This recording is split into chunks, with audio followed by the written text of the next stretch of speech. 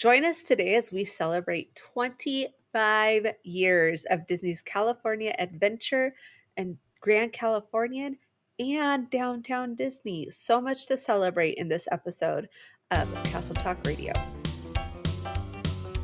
You're listening to Castle Talk Radio. We're live on the airwaves with Becca and Jessica. Now let's jump into this week's episode. Jessica, I can't believe it has been about 25, well, it has been 25 years by the time this is live since Disney opened a whole brand new theme park, Disney's California Adventure. And boy, has it changed over the years, but they're throwing a celebration because you have to, because it's the 25th anniversary. So let's talk about it.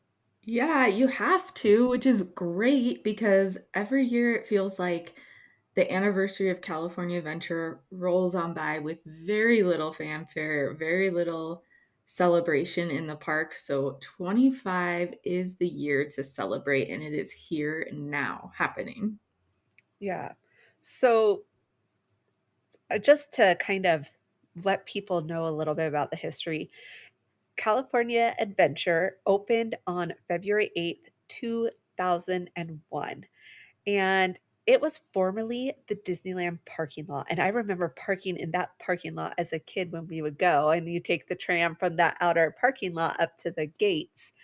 But now it's a whole theme park with rides and dining and shopping, and it has seen a lot of changes over the years. Did you ever go when it was the original theming of Disney California Adventure?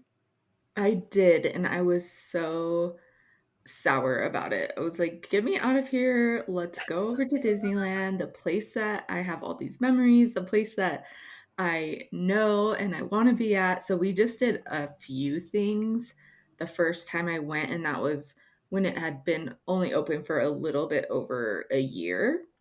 Mhm. And remember just a little bit about it. Who Wants to Be a Millionaire? My husband was Oh, in the hot yeah? seat.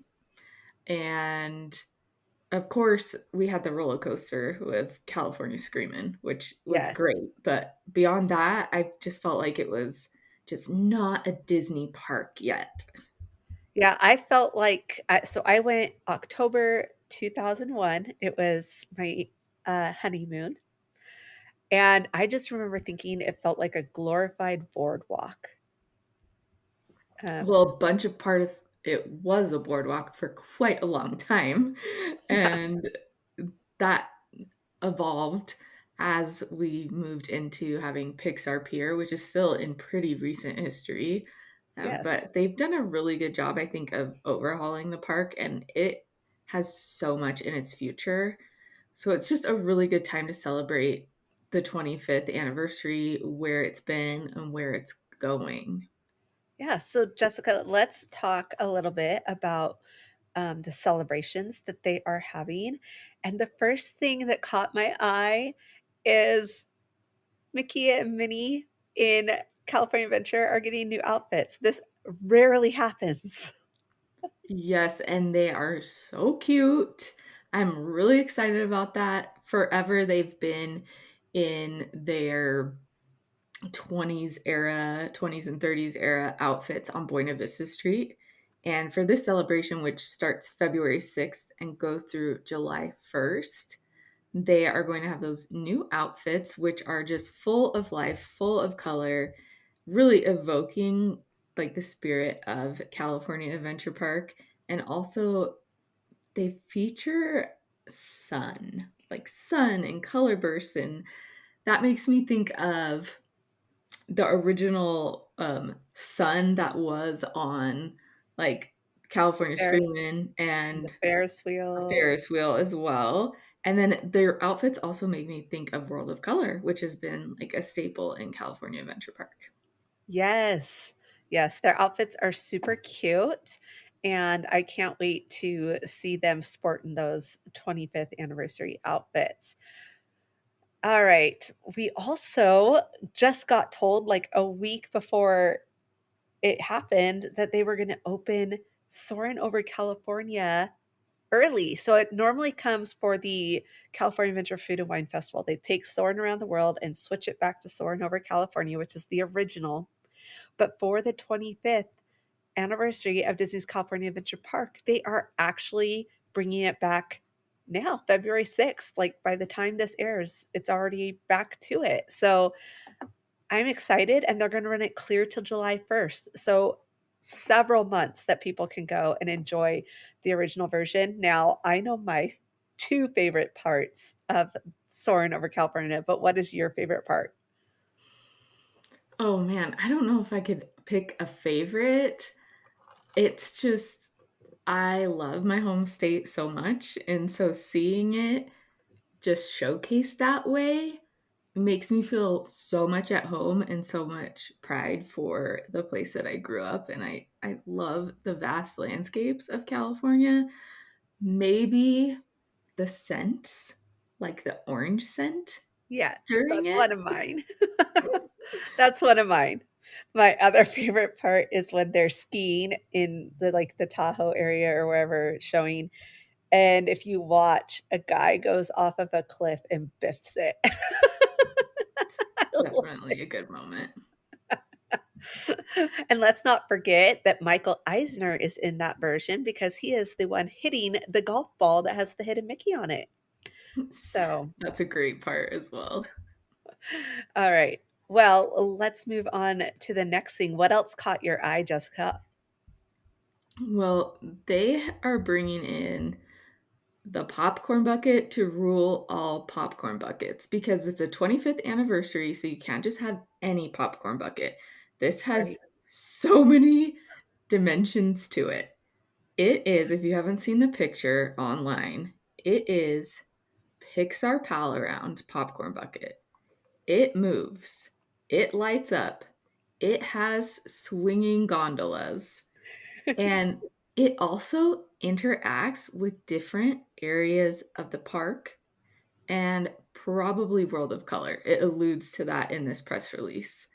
Yes. So it is like, I mean, so many things in one. It's a beautiful keepsake, commemorative item, display piece, and then it is just a lot of fun to have in the parks. And the way they've showcased this is so fantastic. They've lined it up with some photo shoots so it covers the wheel and you're looking at like part popcorn bucket, part real California adventure, and it's iconic. They did a really, really great job with this popcorn bucket. Yeah, I've been messaging with a lot of friends, and they all say, "I'm not normally a popcorn bucket person, but I need this one." And I was like, "Same." And I am gonna like, we pre-recorded this. I will be there the day that this releases, so I am hoping I can snag it through a mobile order. We will Okay, well, let see. me I tell you where you can get those Yeah, for your mobile order. please. So you can mobile order that at the Hollywood Lounge, and that is going to be February 6th through 8th that they have those mobile order windows. Or you can mobile order at Boardwalk Pizza and Pasta, again, February 6th through 8th. Then later on, you'll be able to mobile order at the popcorn at Grizzly Peak Airfield. And other places you can buy it in person, period, without mobile orders, Fairfax Market, Mortimer's Market, and then some of the popcorn and outdoor vending carts in California Adventure. So there's definitely a lot of places mobile order. Usually, you can start making those mobile orders early in the day, even if you're not in the park, 7 and you to can grab your time. 7 AM Pacific time, you can start mobile ordering usually, but I just think it's really interesting that they're doing that mobile order at the popcorn cart in Grizzly Peak Airfield. I don't think they've done that before. Yeah, it's a different one. Yeah, So these are so really going to be popular for oh, sure. yeah. Oh, for Let's sure. see. It says like I mentioned that it reacts to select locations. Oh, in both theme parks, actually, not just DCA, Ooh, but it changes colors and lighting patterns. It just really enhances the whole storytelling aspect of the attraction itself and then some of the lands. It says that it will amplify select nighttime spectaculars, with an Yeah. extra touch of pixie dust. So that, like I said, I'm thinking World of Color, but we might even see, since it has mentioned both parks, we might even see a little interaction with some of the projections at Disneyland Park. Yeah, I'm wondering if it is the same technology as Magic Band. Very smart. Yes. Yeah.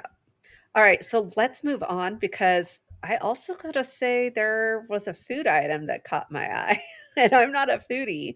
Um, I must be craving sweets right now though, because have you seen the cake shake that's gonna be at Schmoozies? That was a Cake mouthful. shake. Yes, and it really reminds me of those over the top crazy shakes from Black Tap in downtown Disney because you've got this colorful, like confetti birthday cake type of shake with birthday cake on top. Yeah, How and could you that's not? all. I know, it's only available the 6th through 15th of February according to the press release, but I'm hoping that that will actually get extended like they sometimes do. Right. Yeah. And then in addition to that food item in the popcorn bucket, they also have some really like classic design 25th anniversary shirts and hoodies, things like that. Another thing that has me excited if I was going to be there that first day is a commemorative map of Yes, California Adventure, and that's going to be on February 8th, yeah, and it's probably going to be something similar to the one that we got when Galaxy's Edge first opened. I'm hoping that it's just a little bit thicker, has some different printing elements on it that make it feel more like a souvenir, and it should yeah. be really pretty. And I hope you're able to get your hands on one of those. I won't be because I come home before then. February 8th is the Super Bowl, by the Extend way. your trip. One day just to get this, like, one day and a couple hours so I can get this? Yeah. No, it's I'm sorry, but yeah, if I could, I would, but alright, the other thing I wanted to talk about, though, we talked about how it's all we're also celebrating the Grand Californian, right? Did you see who's coming to Exactly. the the Grand Californian? So the Grand Californian actually opened on January 2nd, 2001, for guests, but it had its official, like, grand opening on February 8th when Disney California Adventure opened, and then in 2009, it expanded with the Vacation Club, the DVC portion, but the most it's so funny because I just was on a trip to Walt Disney World, and I was talking to someone about this character, and then this character is coming to the Grand Californian and is going to be at Storytellers Cafe for dinner, and do you know who that is? This is Humphrey the Bear. Now tell us why you're so excited about Humphrey and who he is. Okay, so I don't even know the name of that specific cartoon, that he's in, but it's the one that's in the park and the rangers teaching the bears how to clean up the litter and the trash, and Humphrey is the bear, the main bear in that, and he is just so cute, but I'm more excited just because the fact that we were just talking about it in Walt Disney World while we were in Animal Kingdom, I think because that's the conservation and, like, teaching us about how to help our planet. And so I'm pretty sure he was mentioned somewhere in that, like the wilderness explorer stuff. But yeah, super fun to see him. Such a throwback, like such a niche character. Oh, really? Yeah. Yeah, I think locals to Disneyland Resort and really diehard Disney fans are going to be most excited by this because we really cling to those niche characters, and then they build like a whole new persona and life of their own. yeah, So, beginning February 6th, he'll be there at Donald's Tales of Adventure dinner buffet. And like you said, he's featured in actually a few Disney animated shorts, which you can see on right. Disney Plus, and then two of his own where he's the star of it. He's just a silly, goofy guy that even inspired Humphrey's service and supplies at Disney California Adventure. So there's a Yeah. tie in to the park as well. Yes. All right. And then they'll have a limited edition pin for the Grand Californian as well. Um, that is has Chip and Dale on it, and it's really cute. And they're gonna have a pin for Downtown Disney District as well. That's really colorful, really pretty. That is a great one to honor the 25th anniversary of that Downtown Disney District. They'll also have a tote bag with the new logo on it because if you haven't been to Downtown Disney in a while, there's been so many upgrades, so many changes with a new look there. So that is going to be great as well. Yeah, and I don't know if you saw, but okay, right before the shutdown, we ate at the what was then, what was it called? It wasn't Jazz Kitchen. What was it called? Oh my gosh, I suddenly forgot. What was Jazz Kitchen called before it became Ralph Jazz? Brennan's Jazz Kitchen. Thank you. Okay, so we got to eat there, and they brought out this new dessert for us that they Right. hadn't even released yet. Did you look at the new items coming to Downtown Disney for food at Beignets Express? Let's see, it's in here somewhere. It is the one and only Bananas Foster beignet, and that Yes. was a good one. Yes, so definitely check that out. There's all different, like, foods that will be offered by Disney dining places and their partners, so be sure to check that out if you're down there, and then, of course, Jessica, if they want to make a trip down during the 25th celebration, which they can also catch all the 70th anniversary stuff for, where are they gonna do that? Yeah, it makes perfect sense. So you're gonna wanna go to getawaytoday.com/castle talk, and you can take advantage of one of several deals or stack some deals. So if you're a California resident, you wanna get that California resident ticket offer. We have prices that are even lower than advertised, so you're gonna want that for sure. They also are running specials on Disneyland Resort hotels, so maybe if you wanna really up that celebration, you wanna stay at the Grand Californian, tie in all the 25th and the 70th, that's a great place to go, but we also have discounts on Good Neighbor hotels too, so it's getawaytoday.com/castletalk. So many reasons and ways to celebrate 25 years of California Adventure Park and 70 years of Disneyland Resort. You've been listening to Castle Talk Radio. For exclusive discounts on tickets and hotels, free guides, and to listen to past episodes, visit castletalkradio.com.